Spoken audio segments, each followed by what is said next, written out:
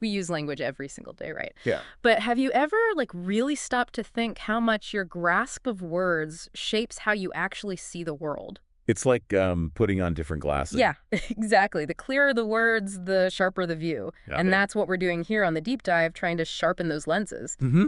You've brought us some really interesting material today. It's called Pasted Text. Looks like a chat between two people, Henry and Mia, discussing English. That's right. And for you, our listener, especially if you're trying to, get up to speed on things quickly, but also really get them, this deep dive approach is perfect. Right. We're not just scratching the surface. Yeah. We're digging into this conversation Henry and Mia had. Yeah. Pulling out the key stuff about learning vocabulary and the real meaning behind certain words they discuss. Gotcha. The mission here is basically to make this genuinely useful for you. Not just facts, but like usable insights. Totally. It's about understanding how to build that word power and seeing these words used, just like Henry and Mia are doing. Okay, so they start off talking about why a good vocabulary even matters. Yeah. What I found interesting right away is this cooking analogy they use. Oh, yeah. They sort of compare knowing lots of words to having like a pantry full of different ingredients. Ah, okay. The more words you know, the better you can express yourself. More precise, more creative. It's like adding different flavors to what you're saying. That makes a lot of sense, actually. And they don't just stop at learn words. They get into the how pretty quickly. They do. And this is key for you listening. They really hammer home the idea of practice and exposure. Listening, reading, actually talking to people, just like being around the language. Well, and that taps into something fundamental about learning, doesn't it? Yeah. Just bumping into a word once or twice, usually not enough for it to really stick. Right. And Henry and Mia really highlight this when they talk about repetition. It kind of echoes that idea of spaced repetition, Yeah. where you revisit information over time. That really locks it in your memory. Super useful for learning efficiently. Yes. That totally jumped out at me, too. They basically say that using new words again and again is, well, pretty much the only effective way to really learn them, to make them yours. Uh-huh. Just like memorizing a definition from a list doesn't really cut it. You've got to keep bringing those words back. Exactly. It's that active recall, using it in different ways. That's what makes it stick, not just passively seeing it. Okay, so we've got the basics. Good vocabulary is important, and the way to build it is through real engagement, especially repetition. Got it. Then they switch gears to specific words, starting with imposter. Yeah. And they bring in Mark Zuckerberg. Right, which is, a name everyone knows. Makes it relatable. Definitely. They quote him looking back at the early Facebook days, wondering if he was just wrong, an imposter, a 22-year-old kid who had no idea how things actually worked. Oof, yeah. And they start with the basic meaning of imposter, right? Someone pretending to be something they're not. Pretty straightforward. And they give clear examples, sneaking into a wedding, maybe lying about qualifications for a job, or, those fake online profiles, things we can all picture. Yeah, those examples nailed the basic idea. But then, and this is where it gets really interesting, they go deeper into imposter syndrome. Ah, yes. This is fascinating. It's not about, deliberate cheating. No. Imposter syndrome is that feeling, that nagging feeling you're a fraud. Even when you've got proof you're capable, you're just lucky, and any minute everyone will find out. It makes you wonder, doesn't it? Does just knowing about imposter syndrome help you fight it? That's a great question. And using Zuckerberg, 22 years old, running this huge thing, it shows how common it is, even for people who look super successful. Right. And they also mention a talented musician, someone with a record deal, still feeling like a fake. It just shows that gap between how you feel inside and what people see outside. It's that voice of self-doubt, isn't it? And they even use another Zuckerberg quote that hits this point home. If I had to know everything about connecting people before I got started, I never would have built Facebook. Which is quite revealing. Yeah. It's like he's almost admitting he didn't feel ready, maybe felt like he was winging it a bit, but he did it anyway. And maybe that feeling, that sort of imposter feeling, is actually part of growth. Like it shows you're pushing your boundaries, stepping into something new. Interesting way to look at it. Okay, let's shift a bit. From imposter, they go to another feeling lots of us probably know, inadequate. Mm-hmm. And this pops up when they talk about the myth of a single eureka moment being a dangerous lie because it makes us feel inadequate. Yeah, see, the interesting link they make there is between this maybe unrealistic idea, this sudden flash of genius, and that feeling of not being good enough. Yeah. Inadequacy. Right. They define inadequate pretty simply. Just feeling not good enough. not up to par. And the examples are really relatable. Feeling inadequate, giving a presentation next to a colleague who seems way smoother, Oh. or in a job interview, hearing everyone else's amazing achievements, or that feeling before an exam when you know you didn't study enough.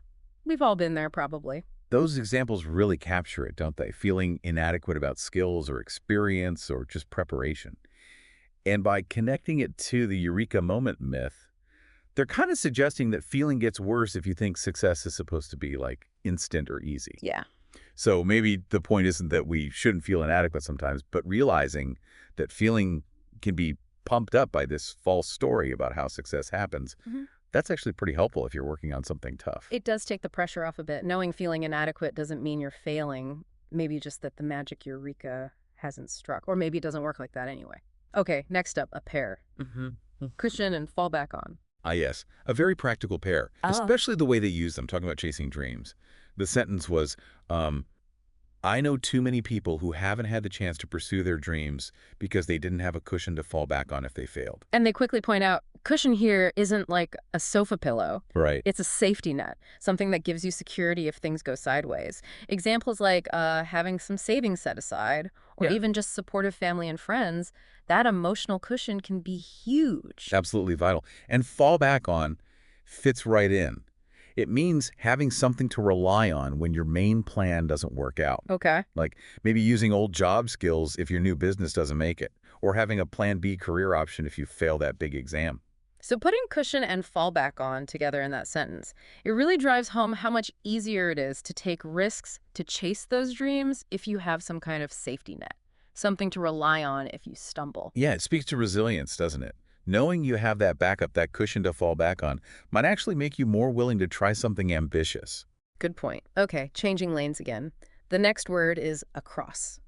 Seems simple, but the context is important. There are people left behind by globalization across the whole world. Right, and it's interesting how a little word like across can signal such a huge scale. They explain it covering a wide area or going from one side to the other. And the examples help. News spreading across the country, traveling across Europe, the internet changing things across the world, traditions found across different cultures. It really gives that feeling of, Widespreadness. yeah, exactly, widespread distribution. So when you hear about people being left behind by globalization across the whole world, it immediately tells you this isn't just happening in one place, it's global. It affects people everywhere. It definitely gives that sense of it being pervasive, not just local. Okay, last one they dig into is striking Hmm? from the sentence. That's why it's so striking that over the past few decades, membership in all kinds of communities has declined by as much as 1/4. Striking. It's a strong word. It means something really grabs your attention. It's noticeable, maybe surprising. Yeah, prominent, impressive, surprising, that's how they put it. And again, good examples. The striking difference between old and new buildings. Someone having striking eyes. Yeah. The striking contrast between rich and poor areas. Or just the striking speed of technology changing. Get that sense of something really standing out. Totally. So using striking for the decline in community membership, Mhm.